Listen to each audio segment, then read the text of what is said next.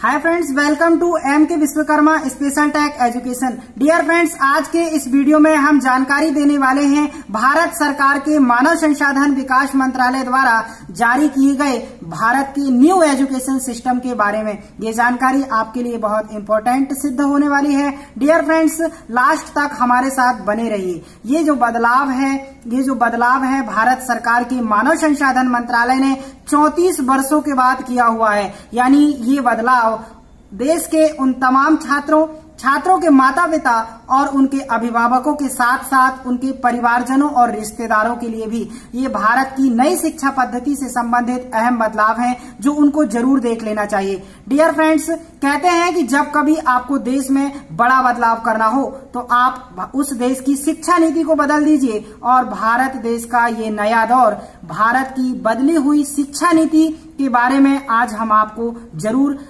सरल और आसान भाषा में जानकारी प्रदान करने वाले हैं। यदि आप एक छात्र हैं या छात्र के माता पिता हैं तो आपको ये जानकारी सही ढंग से देख लेनी चाहिए और जरूरत पड़े तो आप इसे नोट भी कर सकते हैं। हम आपके साथ जो है सारी जानकारियों का विश्लेषण किया हुई जानकारियों का आपके साथ डिस्कशन करने वाले हैं। अगर आपने अभी तक हमारे वीडियोस को लाइक नहीं किया हुआ है तो लाइक जरूर कर लीजिए। और अगर आप चैनल पर नए हैं तो बात करें कि हमारा जो एजुकेशन सिस्टम है, अभी तक का जो एजुकेशन सिस्टम है वो हमारा 10th+2 फॉर्मेट में चला आ रहा है। यानी 10th+2 के फॉर्मेट में अभी हमारा एजुकेशन सिस्टम चल रहा है। लेकिन अब जब 34 वर्षों के बाद मानव संसाधन विकास मंत्रालय ने इसमें बदलाव किया हुआ है तो एक नए फॉर्मेट के रूप में इस नई शिक्षा पद्धति को हमें स्वीकारना होगा। यानी जो नया फॉर्मेट होगा वो 5+3+3+4। जी हाँ, आपने बिल्कुल सही सुना कि आपका जो फॉर्मेट है 5+3+3+4 है। इस फॉर्मेट के बारे में हम आपको पूरी जानकारी डिटेल से बताएंगे। डियर फ्रेंड्स, आप हमारे साथ लास्ट तक बने रहिए। इस फॉर्मेट की अगर हम बात करें तो इसके तहत स्कूली शिक्षा, जो प्रारंभिक 5 वर्ष की स्कूली शिक्षा है उसको प्रारंभिक स्टेज कहा जाएगा। यानी ये स्कूली शिक्षा का प्रारंभिक 5 वर्ष फाउंडेशन स्टेज होगा और इसमें बच्चों की या स्टूडेंटों की मजबूत नींव करने का प्रयास किया जाएगा। इसके साथ ही इसका जो क्रोक्मिनल है वो तैयार किया जा रहा है NCERT द्वारा। डियर फ्रेंड्स, जो NCERT है इसका क्रोक्मिनल जो है तैयार कर रही है। अगर हम बात करें इसके तहत प्री प्राइमरी 3 ईयर के कोर्स होंगे। इसके तहत अगर हम कोर्सों की बात करते हैं तो इस फॉर्मेट में प्रथम प्री प्राइमरी के 3 ईयर्स प्री प्राइमरी के 3 ईयर्स जो हैं आपके प्राइमरी के हो जाएंगे और आपका 1 ईयर पहली कक्षा के लिए और दूसरा 1 ईयर आपकी दूसरी कक्षा के लिए होगा। इस प्रकार कुल मिलाकर 5 ईयर आपके इसमें हो जाएंगे। इसके तहत बच्चों को खेल कूद और अलग अलग गतिविधियों के बारे में पढ़ाया जाएगा। यानी इन बच्चों की किताबों का बोझ अब पहले के बच्चों का जितना नहीं होगा और हम कह सकते हैं कि वे बच्चे जो अब नई प्रारंभिक शिक्षा की शुरुआत करेंगे या नया स्कूल जाना स्टार्ट करेंगे वे बहुत ही किस्मत वाले होंगे। तो डियर फ्रेंड्स, इसके बाद आपका अगला स्टेप है कक्षा 3 से लेकर कक्षा 5 तक के विद्यार्थियों का जो है फॉर्मेट या स्टेज। इस फॉर्मेट में कक्षा 3 से लेकर कक्षा 5 तक के विद्यार्थी आएंगे और उन्हें भविष्य के बारे में पढ़ाया जाएगा। यानी आपको विज्ञान, कला, सामाजिक विज्ञान, ह्यूमैनिटीज जैसे विषयों से परिचित कराया जाएगा। डियर फ्रेंड्स, अगर इसके अगले स्टेज की बात करें तो इसका अगला स्टेज आता है कक्षा 6 से लेकर कक्षा 8 तक के विद्यार्थियों के लिए। यानी इसको मिडिल स्टेज भी कहते हैं और इस स्टेज के अंतर्गत आपको तय पाठ्यक्रम के मुताबिक ही पढ़ाया जाएगा। यानी आपको इसमें जो पढ़ाना है वो पाठ्यक्रम तय होगा और इस स्टेज में आपको उन्हीं स्टेप से गुजरना होगा। डियर फ्रेंड्स, आपका अगला स्टेप आता है कक्षा 9 से लेकर कक्षा 12वीं तक का, जो कि इस फॉर्मेट में लास्ट स्टेज आपका 4 ईयर का होगा। वो जो फॉर्मेट है इसके बारे में हम आपको डिटेल बताएंगे। इसमें आपको किसी विषय के प्रति गहरी समझ को पैदा करना सिखाया जाएगा। इसके अलावा छात्रों की विश्लेषण क्षमता को बढ़ाने की कोशिश इसमें की जाएगी। और इसके साथ ही साथ आपको बता दें कि छात्रों को अपने जीवन में बड़े लक्ष्य निर्धारित करने की प्रेरणा भी यहाँ से दी जाने वाली है।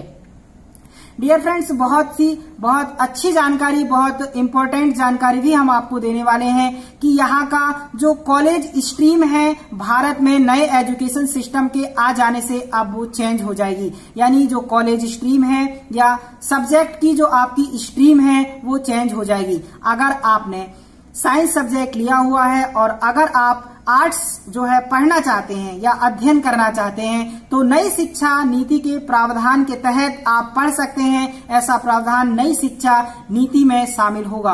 अगर आप अकाउंट या कॉमर्स के छात्र हैं तो भी आप साइंस या हिस्ट्री पढ़ पाएंगे। अगर आप हिस्ट्री या आर्ट्स के छात्र हैं और आप फिजिक्स पढ़ना चाहते हैं तो आपके पास जो है इसका अधिकार होगा। डियर फ्रेंड्स, अगर आप पुरानी शिक्षा नीति की बात करते हैं तो पुरानी शिक्षा नीति में ऐसा नहीं है। पुरानी शिक्षा नीति में ऐसा है कि अगर आपने एक सब्जेक्ट को लिया है, यानी आपका अगर सब्जेक्ट साइंस है तो आप साइंस ही पढ़ेंगे, और अगर आपका सब्जेक्ट आर्ट्स है तो आप आर्ट्स ही पढ़ेंगे। अगर आपका सब्जेक्ट आर्ट या कॉमर्स है तो आप केवल उन्हीं विषयों का अध्ययन कर पाएंगे। तो इसके बारे में जो है हमने आपको बताया कि कैसे आप सभी विषयों को एक साथ जो है यहाँ पर पढ़ सकते हैं। इसके बाद हम आपको बताएंगे दूसरी महत्वपूर्ण बात यह है कि कक्षा 5 तक के विद्यार्थी अपनी स्थानीय भाषा, मातृभाषा या राष्ट्रभाषा में अध्ययन कर पाएंगे। यानी आपकी जो लोकल भाषा है उसमें आप अपने बच्चों को पढ़ा पाएंगे। यहाँ पर अंग्रेजी के जो अनिवार्यकरण का दौर था वो समाप्त हो चुका है। यानी अब आपको अंग्रेजी केवल एक सब्जेक्ट के रूप में पढ़ने को मिलेगी। अंग्रेजी अब आपको एक सब्जेक्ट के रूप में ही पढ़ने को मिलेगी। इसके अलावा हम आपको ये भी बताएंगे कि ये जो बोर्ड के एग्जाम हैं आप अपनी पसंद की भाषा के आधार पर दे पाएंगे। उदाहरण के लिए अगर आप अपने बच्चों को 5वीं कक्षा तक मराठी, संस्कृत या गुजराती भाषा में पढ़ाना चाहते हैं तो आप उन्हें पढ़ा पाएंगे।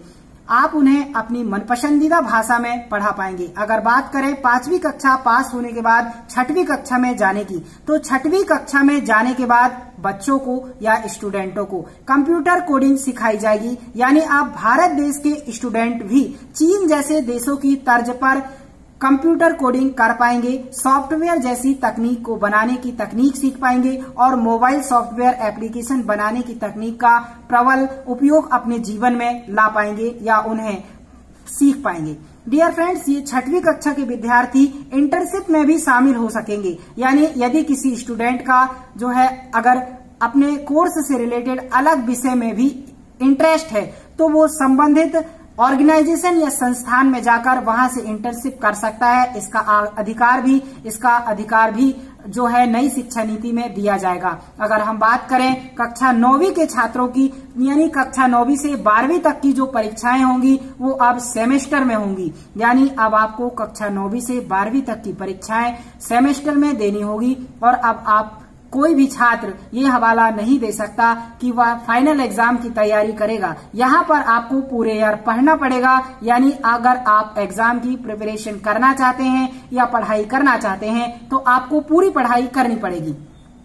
यहाँ पर आपको लास्ट के 2-3 महीने पढ़कर परीक्षा देने का मौका नहीं मिल पाएगा। यानी यहाँ पर सेमेस्टर पद्धति में आपको पूरे सेमेस्टर में पढ़ाई करनी पड़ेगी। बहुत सारे स्टूडेंट ऐसे होते थे जो लास्ट के 2-3 मंथ पढ़ते थे और नंबर ले आते थे, लेकिन अब यहाँ पर ये प्रावधान यहाँ पर खत्म हो चुका है। डियर फ्रेंड्स, अगर हम बात करें कक्षा 9वीं और 12वीं के विद्यार्थियों के लिए बोर्ड की परीक्षाओं को आसान बनाया जाएगा और यहाँ पर जो है रटने की क्षमता को समाप्त कर दिया जाएगा। इसके अलावा समझने की क्षमता पर यहाँ पर जोर दिया जाएगा।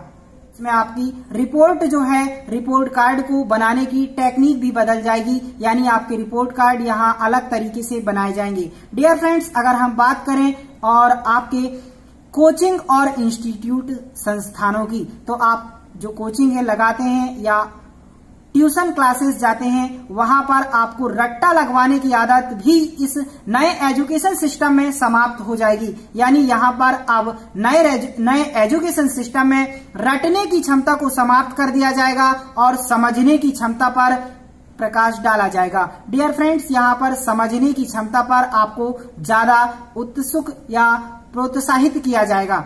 इसके बाद अगर हम बात करें कि अगर आपका फाइनल रिपोर्ट कार्ड तैयार किया जाएगा तो वो आपके व्यवहार के आधार पर, उसके साथ ही साथ जो क्रोनिकल आपकी अलग एक्टिविटीज हैं उनके आधार, उनके प्रदर्शन के आधार पर और आपके मानसिक संतुलन के आधार पर आपका रिपोर्ट कार्ड जो है तैयार किया जाएगा।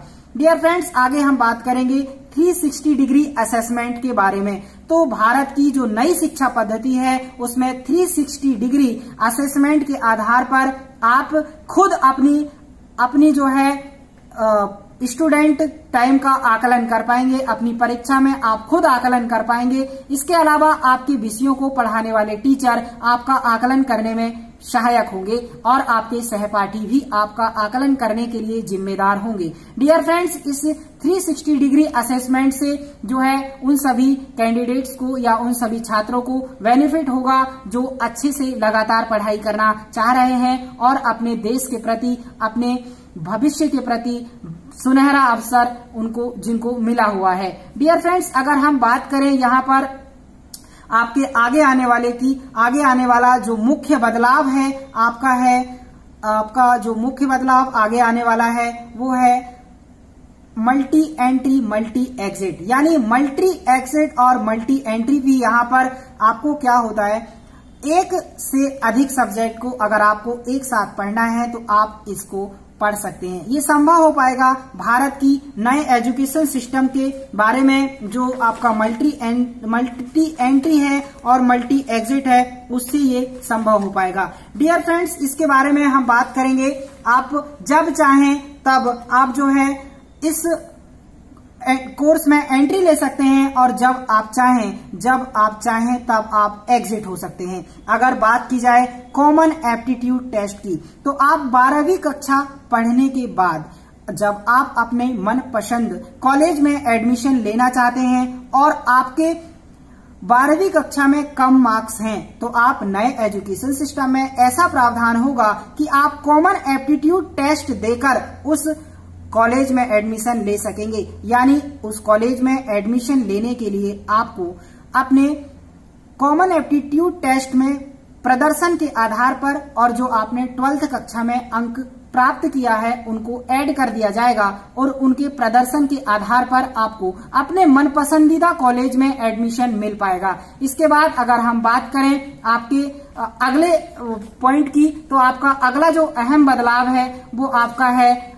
असेसमेंट ऑफ बैंक क्रेडिट, है ना। असेसमेंट ऑफ बैंक क्रेडिट की अगर बात की जाए तो यहाँ पर आपको ये एक फायदा होने वाला है कि आप जब चाहें, आप अगर चाहते हैं कि एक समय में एक से ज्यादा कोर्स करना चाहते हैं तो जिस कोर्स को आपने जहां तक किया है उस कोर्स का स्कोर आपका बैंक ऑफ क्रेडिट में जमा हो जाएगा और जब आप फाइनल एग्जाम या फाइनल डिग्री के लिए अप्लाई करेंगे तो आपके उस क्रेडिट से आपको उसके आधार पर आपको सर्टिफिकेट प्रदान किया जाएगा। लेकिन ये सारी प्रोसेस जो है, पूरी जो प्रोसेस है डिजिटल होगी यानी ऑनलाइन होगी। ये प्रावधान भी आपके न्यू एजुकेशन सिस्टम में रहेगा। डियर फ्रेंड्स, अगर हम बात करें आपके ग्रेजुएशन की, तो ग्रेजुएशन सिस्टम में भी भारत की नई शिक्षा पद्धति में अहम बदलाव किए गए हैं। यानी अगर आप चाहते हैं कि अगर भारत के पुराने ग्रेजुएशन सिस्टम की अगर हम बात करें तो यहाँ पर ऐसा होता है अभी फिलहाल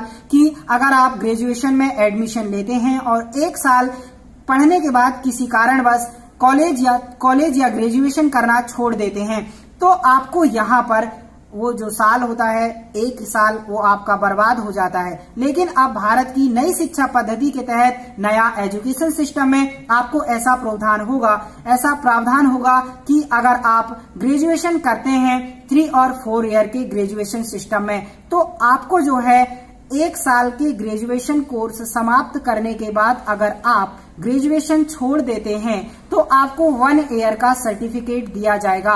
इसके अलावा अगर आप सेकेंड ईयर पास करने के बाद ग्रेजुएशन को छोड़ देते हैं तो यहाँ पर आपको डिप्लोमा प्रदान किया जाएगा। लेकिन इसके बाद अगर आप थर्ड ईयर पास करने के बाद ग्रेजुएशन को छोड़ देते हैं तो यहाँ पर आपको बैचलर डिग्री प्रदान की जाएगी। इसके अलावा अगर आप पूरी डिग्री या पूरा ग्रेजुएशन पास कर लेते हैं, पूरा 4 ईयर का ग्रेजुएशन आप करते हैं तो आपको रिसर्च सर्टिफिकेट के साथ साथ बैचलर डिग्री भी प्रदान की जाएगी। ये जो फायदा है उन कैंडिडेट्स या उन स्टूडेंटों को बहुत होगा जिन्होंने पढ़ाई के साथ अन्य प्रोजेक्टों पर भी काम किया हुआ है। डियर फ्रेंड्स, ये थी ग्रेजुएशन की बात। अब हम बात करते हैं संस्कृत भाषा की। तो जो आपके स्कूल्स हैं, आपके महाविद्यालय हैं, आपके शिक्षण संस्थान हैं, उनमें संस्कृत भाषा को बहुत महत्व दिया जाने वाला है। यानी आपके महाविद्यालयों में आने वाले विभिन्न विषयों को संस्कृत भाषा में पढ़ाया जाएगा। संस्कृत भाषा में भारत की नई शिक्षा पद्धति में बढ़ावा दिया जाएगा।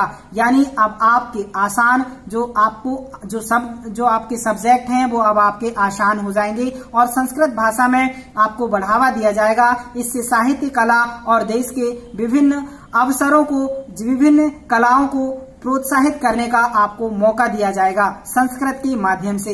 अगर हम बात करें इसके फीस की, तो जो फीस की बात करते हैं, अगर आप स्टूडेंट हैं या आप स्टूडेंट के माता पिता हैं तो आपको ये चिंता हमेशा सताती है कि एजुकेशन सिस्टम में फीस का क्या रूल्स एंड रेगुलेशंस है। तो डियर फ्रेंड्स, मैं बताना चाहूंगा कि भारत सरकार ने जो नया एजुकेशन सिस्टम लॉन्च किया है उसमें ये स्कूल और कॉलेज की एक निर्धारित फीस जो है की जाएगी। निर्धारित फीस के मापदंड तैयार किए जाएंगे और उसी फीस के मापदंड के तौर पर आपको फीस जमा कराना होगा। यानी कोई भी कॉलेज और स्कूल अपनी जरूरत से ज्यादा फीस जो है आपसे नहीं वसूल पाएगा।